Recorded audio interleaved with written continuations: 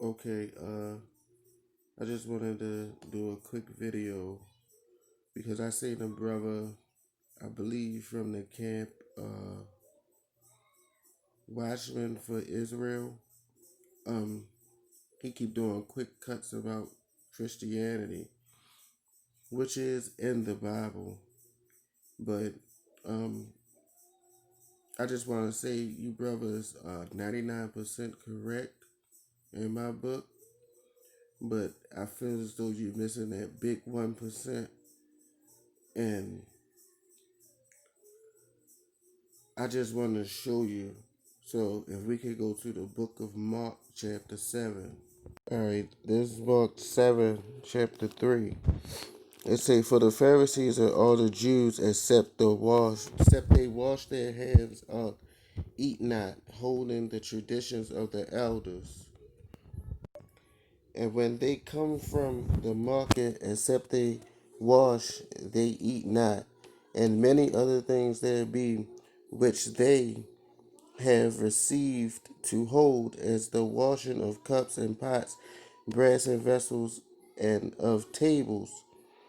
Then the Pharisees and the scribes asked him, "Why walk not thy disciples according to the traditions of the elders, but eat bread with unwashed hands?"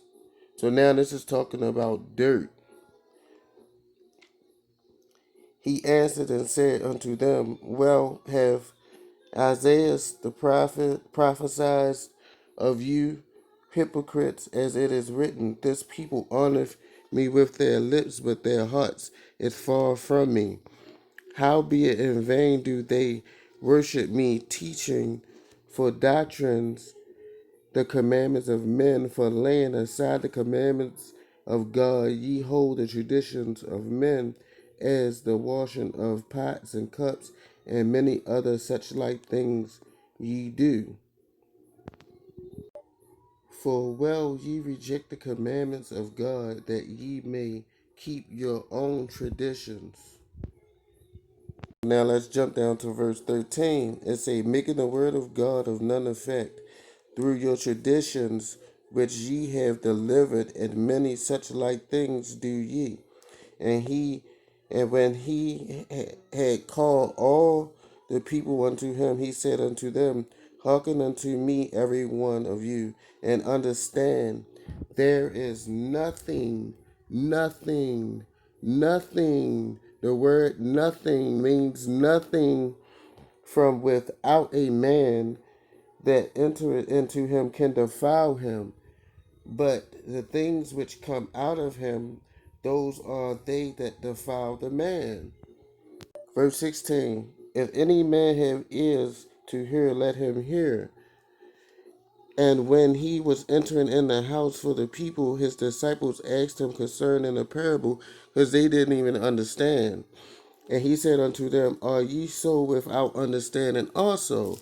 Do ye not perceive that whatsoever things from without entereth into the man, it cannot defile him," because it's about your heart. It's not about what you consume. It said, "Because it entereth not into his heart, but into the belly, and goeth out into the draught, purging all meats." Now this says purging all meats, but at which means cleansing food. But it was really talking about dirt, because Christ didn't wash his hands. So verse 20, he go and say, "And he said, that which cometh out of the man, that defileth the man, for from within, out of the heart of men," out of your heart. This is about the heart, "proceed evil thoughts, adultery, fornication, murderers, theft, covetousness, wickedness, deceit, lavishness, an evil eye, blaspheming, pride, and foolishness. All these evil things come from within your heart, and defile the man." Now let's go to Acts 10:10. You all say that it wasn't talking about food, it was talking about men, because the three men appeared at the door after Peter had the trance of all the creeping things coming off the four corners of the earth. And you all have mapped out that the four corners of the earth means we would spread it, the Israelites would spread it on the four corners of the earth, which was true. But at the end of the day, it was talking about food and meat, because Christ just told you in Mark 7:14 that he cleansed all meats, all foods. So now, when you go to Acts 10:10, it says, uh, and he became very hungry and would have eaten. But while they made ready, he fell into a trance and saw heaven open up, and a certain vessel discerning him, and it had been a great sheet knit at the four corners and let down to the earth, wherein were all manner of four-footed beasts on the earth, and wild beasts and creeping things and fowls of the air. And there came a voice to him, Rise, Peter, kill and eat. But Peter said, No, sorry about that. My son trying to sleep, and it's like almost 6 something in the morning. Okay, verse 14, it say, But Peter said, Not so, Lord, for I have never eaten anything that is common or unclean. And a voice spoke unto him again the second time, What God hath cleansed, that call not thou common. This was done thrice, and the vessels was received up again into heaven. So now, if you keep on reading down, it talks about immediately after that happened, the three men came to the door. And Peter said, Oh, now I understand the vision and the trance that God had given me, to the point where as though now he felt as though he could go around and, go and talk to them and preach to them and be around them, because at first he felt as though that they were common and unclean. But what would make a man common and unclean back in those days? It's because they ate common and unclean food, and they must have been sinners in the eyes of Peter. And we all know that's what Paul had a problem with Peter, because when they were out on a missionary journey preaching the gospel, Peter would jump up from the table when the Pharisees come around, or when the other Jews would come around. Peter would jump up from the other table and act like he wasn't there. You brothers, we know the scriptures. You know the scriptures. But now we can go to Romans chapter 9. That's your favorite one there. But before we go to Romans chapter 9, around like Acts 10 chapter 28, God came to Peter again and told him, Call no man unclean. Okay, this is Romans 9:13. It says, As it is written, Jacob have I loved, and Esau have I hated. Okay, when you really look at those words, it has an ed at the end of it. Loved, it stays the same as just like, it's like he still loves us, or my beloved. But then when you look up the definition of hated, the past tense changed, and it says it's past tense is something that used to be and something that was done away with. So therefore, when you go on and read down in the scriptures, it also said, What shall we say then? Is there unrighteousness with God? God forbid, for he said to Moses, I will have mercy on whom I will have mercy, and I will have compassion on whom I will have compassion. So none of us can tell God who he can have mercy on or who he won't have compassion on. So now, verse 14, it says, What shall we say then? Is there unrighteousness with God? God forbid. I read verse 15 again. It says, For he saith to Moses, I will have mercy on whom I will have mercy, and I will have compassion on whom I will have compassion on. So when you look at those two words, loved and hated, love stays the same, although it's past tense with an ed, but then hated, past tense, it changes. It says he hated something that used to be or done away with. Even though we know God still hates white people, Like, I mean, like who, like God, like look what they do. I mean, they hate the children and they hate his children. But not all white people are bad people. Also, we know in the book of Revelations where it talks about all of the other nations have to bow down to the children of Israel feet and worship at our feet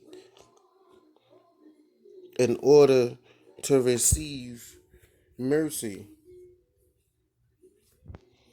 And when you go to Isaiah 14 and 2, well, 14, 1 and 2, it talks about us possessing them as handmaids, servants, and we shall take them captives because we were their captives.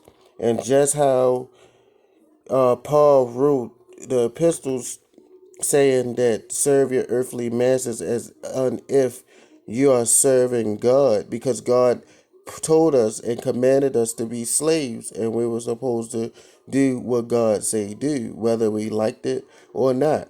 So now on our term, if they serve us free willingly and do what God say do, then God will have mercy on them